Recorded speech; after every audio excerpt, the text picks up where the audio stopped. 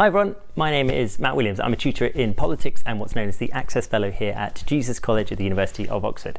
Now, one of the most common questions I'm asked by prospective applicants is what should I read in order to attain a place at Oxford University?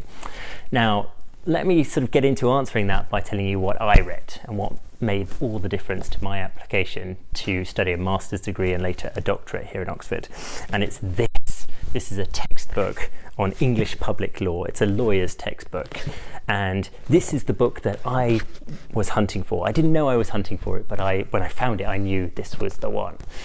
Now, let me tell you what happened. So I was living in London at the time, and I got a reader's pass at the British Library in London. I also got a reader's pass at the London School of Economics because their university library was open during their holidays.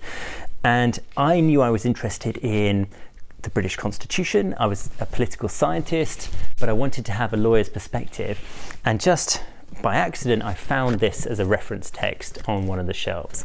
Now, this book was published in 2004. I absolutely would not recommend this to anyone else because, apart from anything else, this is now out of date. But this was transformational for me, and it raises a fundamental point about the book that you should read.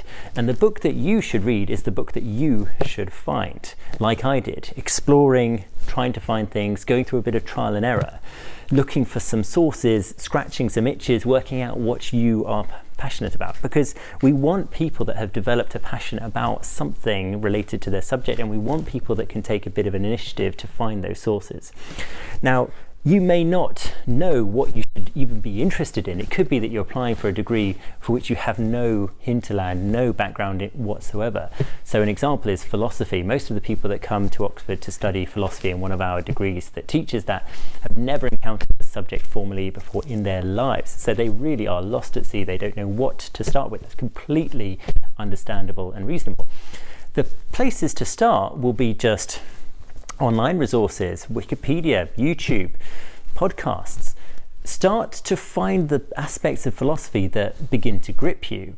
Start completely on an introductory level, absolute basics, but then start to sort of generate some specific interests. And then once you have those, then you can start finding reading materials that will stretch you.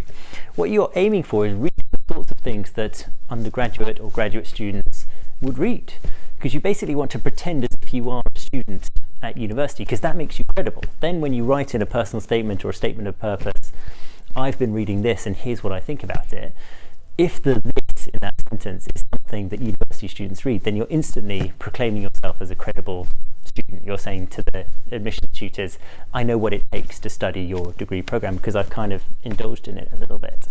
So, no harm at all in starting in the foothills, starting with some really basic sources, but then elevating to that stretching material, the sort of stuff that undergraduate or graduate students would read. Now, if you don't have access to a university library near you, that's also absolutely fine. These days, there are lots of fantastic resources such as Google Scholar, which is easy to access. Much of the content is freely available as well. There's also Project Gutenberg, which provides loads of free ebooks, and they would absolutely be at the sort of level I'm talking about. They're absolutely the sort of books that undergraduate and graduate students would read. Indulge in a bit of that serendipity. In other words, just play around in the sandbox, see what sort of sources are out there, dip into a few. You don't need to read everything cover to cover. You need to read some stuff, and you need to really think about it and tell us your thoughts about it in your personal statement or in your statement of purpose.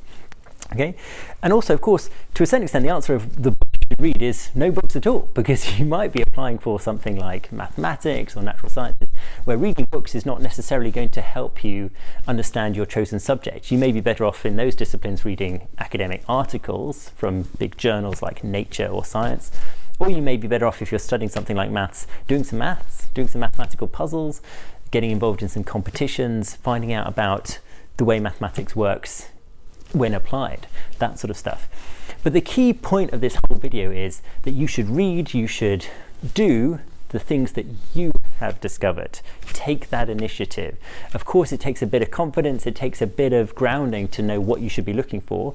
So start with some baby steps into the material at the most basic level, but note what you find interesting. I mean, not just interesting, like fascinating, the stuff that just drives you wild. And although it may be odd to say so for many of you, you may not disagree with you, but this life-changing book absolutely blew my mind. And you will find the same thing if you look for it. So please look for it. Thanks so much for watching. I hope this has been helpful. Let me know in the comments, but I look forward to seeing you next time. Thanks. Bye.